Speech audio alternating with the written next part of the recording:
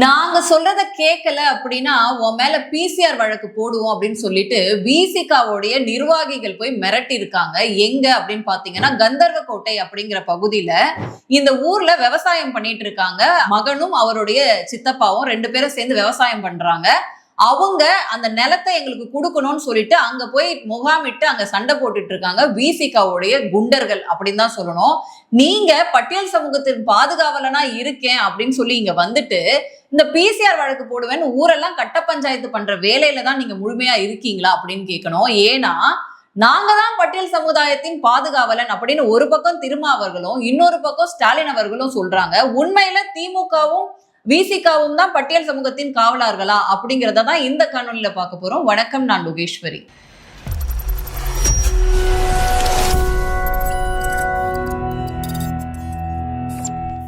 புதுக்கோட்டை மாவட்டம் கந்தர்வக்கோட்டை அப்படிங்கிற பகுதியில ஒரு குடும்பம் விவசாயம் பண்ணிட்டு இருக்கு. 40 வருஷமா குத்தகைக்கு எடுத்து அவங்க விவசாயம் பண்றாங்க. அந்த இடத்துல போயிட்டு இவங்க நைட்டோட நைட்டா ஒரு குடிசை அமைக்கிறாங்க. விசிகா கொடியும் அங்க வச்சுட்டு இந்த இடத்த நாங்க வாங்கிட்டோம், இது எங்களுக்கு சொந்தம் அப்படின்னு சொல்லி அங்க இருக்கக்கூடிய விவசாயியும் அவருடைய மகனையும் வந்து மிரட்டுறாங்க. அந்த குடிசையை பிரிச்சு போட்டுட்டு வரைக்கும் மீண்டும் இன்னொரு வாட்டி குடிசை போடுறாங்க. அதுக்கும் அந்த பையன் போய் கேட்கறதுக்கு வந்து உன் மேல பிசிஆர் வழக்கு போட்டுருவோம், நாங்க வந்து விசிகா காரங்க, எங்களெல்லாம் ஒன்றும் பண்ண முடியாது அப்படின்னு கொலை மிரட்டலும் கொடுத்ததாக இன்னைக்கு வந்து ஒரு செய்தியானது உலா வருது. இது மட்டும் தானா அப்படின்னு பாத்தீங்கன்னா கடந்த சில தினங்களுக்கு முன்பாக வந்து பாத்தீங்கன்னா இங்க நம்மளுடைய திருப்போரூர் பகுதியில ஏரோடான் அப்படின்னு சொல்லிட்டு ஒரு பிரைவேட் கம்பெனி, இவங்க இந்த பிரைவேட் பிளைட் எல்லாம் கொஞ்சம் வாடகைக்கு விடுறது அந்த மாதிரியான விஷயங்கள் வந்து செஞ்சுட்டு இருக்காங்க. இந்த இடத்துல திருப்போரூரை சேர்ந்த விசிகே எம்எல்ஏவான பாலாஜி அவர்கள் எங்களுக்கு மாமூல் கொடுக்கணும் அப்படின்னு ரொம்ப தொந்தரவு கொடுக்கறதா ஒரு காணொலி பரவலா இருந்துச்சு. தொடர்ந்து நாங்க தொழில் ஆரம்பிச்சதுல இருந்து நீங்க இங்க தொழில் நடத்தணும்னா எங்களுக்கு மாமூல் கொடுத்துதான் ஆகணும் அப்படின்னு சொல்லிட்டு விசிகாவுடைய எம்எல்ஏ வந்து தொந்தரவு பண்றதா இன்னொரு செய்தியும் பரவலா போயிட்டு இருக்கு. அது கேஸாவும் ஃபைல் ஆயிருக்கு. நீங்க சம்பாதிக்கிறீங்க, அப்ப எனக்கு என்ன இருக்குன்னு என்ன டைரக்டா என்னையே நேருக்கு நிறைய கேட்டாரு. எங்களை தொழில் பண்ண விடாம தொல்லை பண்றாங்க அப்படின்னு நம்ம என்ன கேட்கிறோம் அப்படின்னா, விடுதலை சிறுத்தைகள் அப்படின்ற கட்சி பட்டியல் சமூக மக்களுடைய மேம்பாட்டுக்காக தான் நான் வந்து அரசியலுக்கே வந்தேன் அப்படின்னு சொல்லக்கூடிய திருமாவளவன் போன்றவர்கள் வந்து நிஜமாலே பட்டியல் சமூகத்துக்கு பாதுகாவலானாதான் இருக்காங்களா அப்படின்ற கேள்வியை நம்ம முன்வைக்கணும். ஏன்னா இன்னைக்கு பட்டியல் சமூக மக்களுடைய வாழ்வாதாரத்தை முன்னேற்றத்திற்காகவே நான் ஒரு கட்சி நடத்துறேன், அது வட மாவட்டமா இருந்தாலும் சரி தென் மாவட்டமா இருந்தாலும் சரி எங்கேயா இருந்தாலும் சரி நான் தான் அவங்களுடைய பாதுகாவலன் அப்படின்னு மூச்சுக்கு 300 தடவை சொல்லக்கூடிய அண்ணன் திருமாவளவன் அவர்கள் வேங்கை வயல் விவகாரம் தொட்டு இன்னைக்கு நடக்கக்கூடிய ஒவ்வொரு பிரச்சனைக்கும் ஏதாச்சும் பட்டியல் சமூகத்துக்கு பண்றாரா அப்படின்னா கிடையாது. சனாதனத்தை வேறறுப்பதற்காக நான் வந்து திமுகவோட கைகோத்து நான் வந்து அரசியல் பண்றேன் அப்படின்னா உங்களோட அரசியல் கொள்கை அப்படிங்கிறது சனாதன தர்மத்தை ஒழிக்கிறதா இல்ல வந்து பட்டியல் சமூக மக்களுடைய வாழ்க்கையை முன்னேற்றுறதா அப்படின்ற கேள்வியை இங்க வந்து எழுப்பணும். இன்னைக்கு நம்ம பேச போற முக்கியமான தகவல் என்ன அப்படின்னா, இங்க நாங்க தான் தலித்துக்களுக்கு பாதுகாப்பு, நாங்க தான் பட்டியல் சமூக மக்களை வந்து மேம்படுத்துறோம், எங்களுக்கு நீங்க வாக்களிச்சா மட்டும்தான் வந்து உங்களோட வாழ்க்கை நல்லா இருக்கும் அப்படின்னு சொல்லக்கூடிய திமுகவும் விசிகாவும் வந்து உண்மையிலே வந்து இங்க ஆதி திராவிட மக்களுக்கோ அல்லது வந்து தலித் மக்களுக்கோ உண்மையிலே அப்படி பண்றாங்களா அப்படின்னு கேட்டா இப்போ ஒரு ஆர்டிஐ தகவல் வந்து நமக்கு கிடைச்சிருக்கு. இது ரொம்ப அதிர்ச்சி தரக்கூடிய விஷயமாக இருக்கு. உண்மையில இவங்க வந்து பட்டியல் சமூக மக்களுக்கு வந்து ஆதரவா இல்லை அப்படிங்கறத அந்த செய்தி சொல்லுது. இங்க நடக்கக்கூடிய பல சம்பவங்கள் பட்டியல் சமூகத்துக்கு எதிராக இருக்கு. அது ஒரு பக்கம் இருந்தாலும் நிதி அப்படிங்கிறது வந்து ரொம்ப ரொம்ப முக்கியம். ஒரு சமூகத்தோட மேம்பாட்டுக்காக ஒதுக்கப்படுற நிதியை இவங்க எப்படி பயன்படுத்திட்டு இருக்காங்க அப்படின்றத நம்ம எல்லாருமே தெரிஞ்சுக்கணும். பட்டியல் சமூக மக்களுக்காக ஒதுக்கப்படுற நிதி அப்படிங்கிறது Tamil Nadu Adi Dravida housing and development limited அப்படிங்கிற ஒரு துறையின் மூலமாக தான் வந்து அந்த மக்களை கொண்டு அடையும். இந்த துறையோட அமைச்சரா இருக்கிறவங்க யாருன்னு பாத்தீங்க அப்படின்னா திமுகவை சேர்ந்த கயல்விழி அவர்கள். இவங்க தான் வந்து பாத்தீங்கன்னா இந்த துறையோடைய அமைச்சரா இருக்காங்க. இவங்க இந்த துறையோட மேம்பாட்டுக்கு என்ன பண்ணாங்க அப்படின்ற கேள்வியை நம்ம எழுப்பணும். ஒவ்வொரு துறையிலையும் எங்களுக்கு இதுக்கு நிதி பத்தல, எங்களுக்கு இதுக்கு நிதி வேணும் அப்படின்னு சொல்லிட்டு கேள்வி கேட்கிற இடத்துல வந்திருக்க நிதியை கூட சரியா பயன்படுத்தாம அந்த நிதியை திருப்பி அனுப்பின வரலாறு அப்படிங்கிறது திமுகவால மட்டும்தான் செய்ய முடியும் அப்படின்னு சொல்லலாம். ஆதி திராவிடர் நலன் அப்படிங்கிறது, அதாவது எஸ்சி மக்களின் நலன்ல கொஞ்சமே அக்கறை இல்லாத இவங்க ஒவ்வொரு வருஷமும் ஒரு துறையோட வளர்ச்சி அப்படிங்கிறது இன்க்ரீஸ் ஆகணும். ஒவ்வொரு துறையிலயும் வந்து மேம்படணும். அட்லீஸ்ட் மேம்படலனாச்சும் அதை ரீட்டைன் பண்ணும். ஆனா இவங்க என்ன பண்ணிருக்காங்க அப்படின்னா, அவங்க முன்னாடி ஒரு டேட்டாவை வைக்கிறேன். ஃபினான்ஷியல் இயர், அதாவது 2020-21 அப்ப வந்து அலோகேட் பண்ண ஃபண்ட் இந்த ஆதிரார் நலனுக்காக, SC ST மக்களுடைய வாழ்வாதாரம் மேம்படுறதுக்காக அவங்க தொழில் செய்யறதுக்கோ இல்ல அவங்களுக்கான நிதி ஒதுக்கீடு செய்யறதுக்கோ இல்ல வேற விதமான லோன்ஸ் எடுக்கிறதுக்கோ ஒதுக்கப்படுற நிதி வந்து ஒவ்வொரு வருஷமும் ஒதுக்கப்படுது. அதுல 2020-21 19.21 கோடி வந்து ஒதுக்கீடு செய்யறாங்க. அது அப்படியே வந்து பாத்தீங்கன்னா 21-22 இந்த பீரியட்ல 12.31 12 கோடியா மாறுது. 2022-23 வந்து இது 53 கோடியா மாறுது. அடுத்து 23-24 38 கோடியா மாறுது. அதுக்கப்புறம் 2024-25 28 கோடி. இப்ப நடப்பு ஆண்டுல 2025-26 பாத்தீங்கன்னா 17.57 கோடியா மாறி இருக்கு. குறிப்பா தென் மாவட்டத்துல 3 டிஸ்ட்ரிக்ட், தேனி, திருநெல்வேலி, அப்புறம் வந்து தென்காசி, இந்த 3 மாவட்டத்துல இருந்தும் நிதிகள் திரும்பி அனுப்பப்பட்டிருக்கு அப்படிங்கிறது தான் செய்தியா இருக்கு. கோவிட் பீரியட்ல கூட இப்படி ஒரு டவுன்ஃபால் இருந்தது இல்ல. ஆனா அடுத்தடுத்த வருடங்கள்ல கிட்டத்தட்ட 67% வரைக்கும் இந்த அமௌண்ட் அப்படிங்கிறது டிப் ஆயிருக்கு அப்படிங்கறதுதான் இன்ஃபர்மேஷனா இருக்கு. இப்ப நம்ம கேட்க வேண்டிய கேள்வி என்ன அப்படின்னா, இந்த SC ST மக்களுடைய வாழ்க்கையை மேம்படுத்துறதுக்காக ஒதுக்கப்படுற நிதி அப்படிங்கிறது ஏன் ஆண்டுக்கு ஆண்டு குறையுது? இதோட இன்னொரு விஷயம் சேர்த்து கேட்கணும். என்ன அப்படின்னா, ஒரு நிதியை திருப்பி அனுப்புற அளவுக்கு அவ்வளோ வந்து இங்க வந்து வளர்ச்சி அடைஞ்சிட்டாங்க அப்படின்ற கேள்வியை கேட்கணும். குறிப்பா தென் மாவட்டங்கள், நம்ம இப்ப சொன்னோம் இல்லையா, தேனி, திருநெல்வேலி, தென்காசி போன்ற மாவட்டங்கள்ல கடந்த சில ஆண்டுகள், அதாவது 2020-26 இந்த பீரியட்ல மட்டும் திருப்பி அனுப்பப்பட்ட பணம் இருக்குல்ல, அது 4.62 கோடியை வந்து யூஸ் பண்ணாம திரும்ப அனுப்பியிருக்காங்க அப்படிங்கறதா விஷயமா இருக்கு.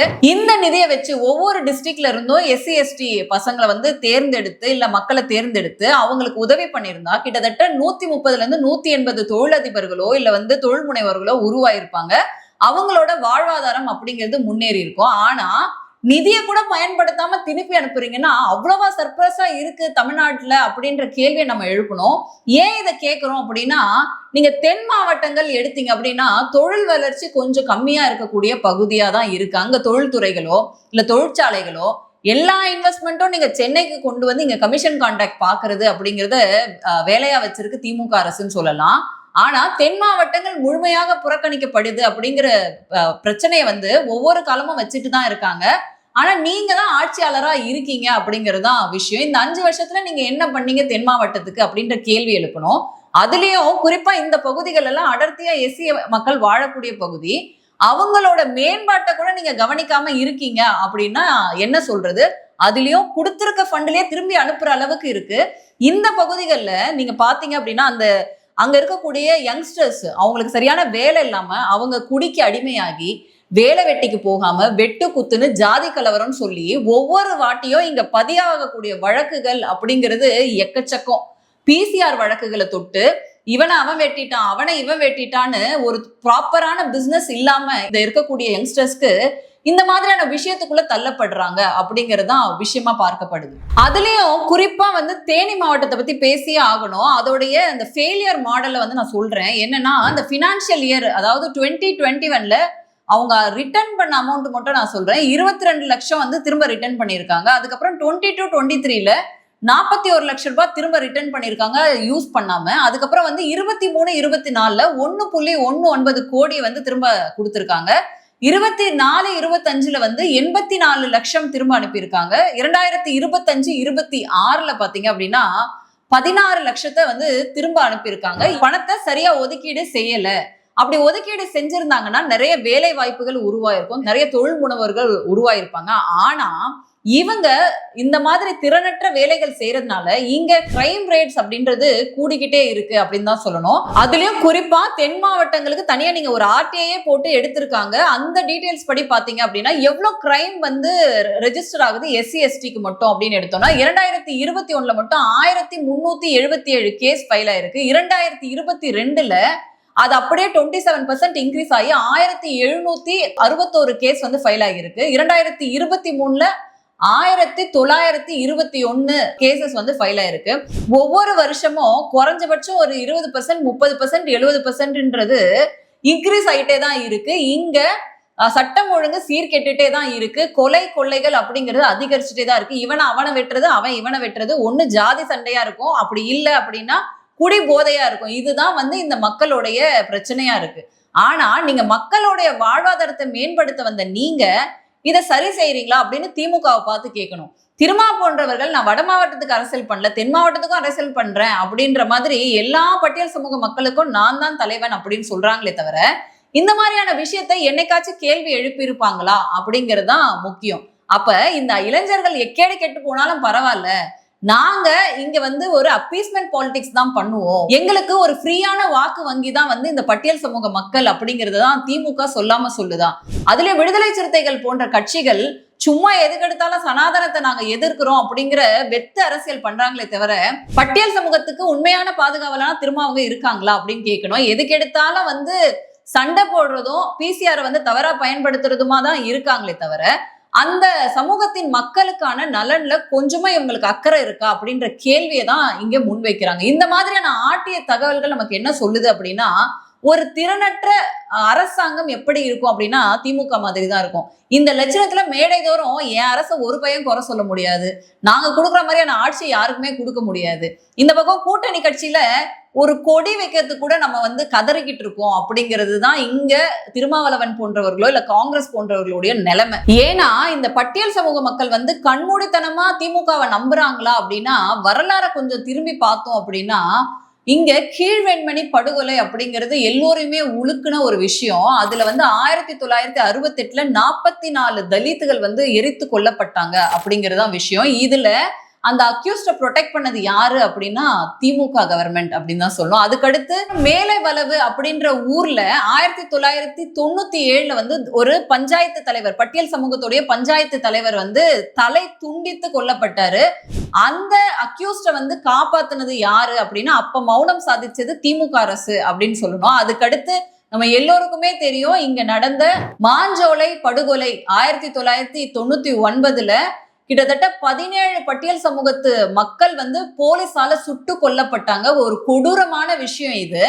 இதுக்கு பின்னாடி இருந்தது யாரு அப்படின்னு நம்மளோட அப்பாவு அவர்களே வாக்குமூலம் கொடுத்திருக்காங்க. அதனால பட்டியல் சமூகத்துக்கு நடந்த அநீதிகளுக்கு எல்லாம் பின்னாடி நின்று வேடிக்கை பார்த்தது யாரு அப்படின்னா திமுக தான்.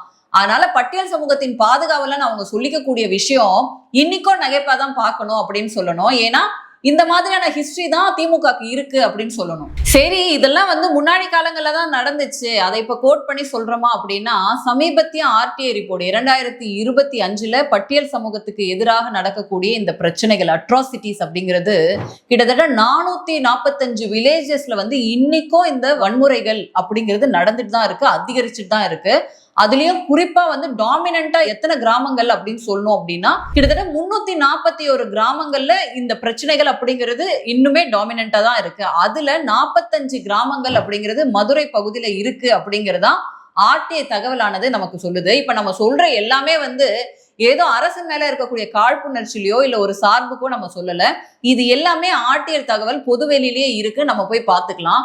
ஆனா இன்னமும் இந்த பட்டியல் சமூக மக்களுடைய வாக்குகளை கவர்றதுக்காக வேற யாரையோ கை காட்டி ஏமாத்திட்டு இருக்கு இந்த அரசு அப்படிங்கிறது தான் நம்ம சொல்றோம். திருமாவளவன் போன்றவர்கள் அவங்களுடைய இருப்பை தக்க வச்சதுக்காக அவங்க எந்த பர்பஸ்க்காக கட்சியை ஆரம்பிச்சாங்க அப்படின்னு மறந்துடுறாங்க அப்படிங்கிறது தான் நம்ம சொல்றோம். சோ மீண்டும் வேறொரு காணொலியில சந்திக்கிறேன். நன்றி, வணக்கம்.